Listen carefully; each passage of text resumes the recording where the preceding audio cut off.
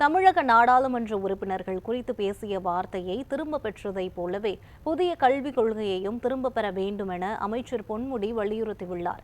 விழுப்புரத்தை அடுத்த பிடாகம் கிராமத்தில் மத்திய அரசை கண்டித்து திமுக சார்பில் நடைபெற்ற பொதுக்கூட்டத்தில் பேசிய அவர், தமிழக எம்பிக்கள் குறித்து மத்திய கல்வி அமைச்சர் தர்மேந்திர பிரதானின் பேச்சுக்கு கண்டனம் தெரிவித்தார். உடனே கனிமொழியும் மற்ற திமுக நாடாளுமன்ற உறுப்பினர்களும் எதிர்த்து குரல் கொடுத்ததன் விளைவாக அந்த வார்த்தையை அவர் திரும்ப பெற்றுக் கொண்டதாக குறிப்பிட்ட அமைச்சர் பொன்முடி, அந்த வார்த்தையை திரும்ப பெற்றதைப் போலவே புதிய கல்விக் கொள்கையையும் திரும்ப பெற வேண்டும் என வலியுறுத்தினார்.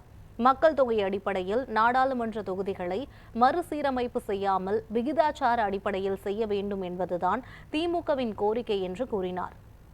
உங்க வீட்டு பிள்ளைகளுக்கு அது 2 புள்ள மொழி படிக்கிறதே கஷ்டமா இருக்குன்னு அவங்க படிச்சா போதும்ல.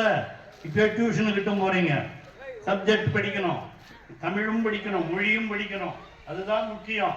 அந்த அடிப்படையில் படிக்க வேண்டும், வைக்க வேண்டும் என்பதுதான் இந்த நோக்கம்.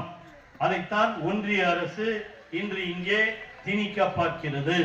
அதைத்தான் தடுத்து நிறுத்த வேண்டும் என்று நாம் சொல்லுகிறோம்.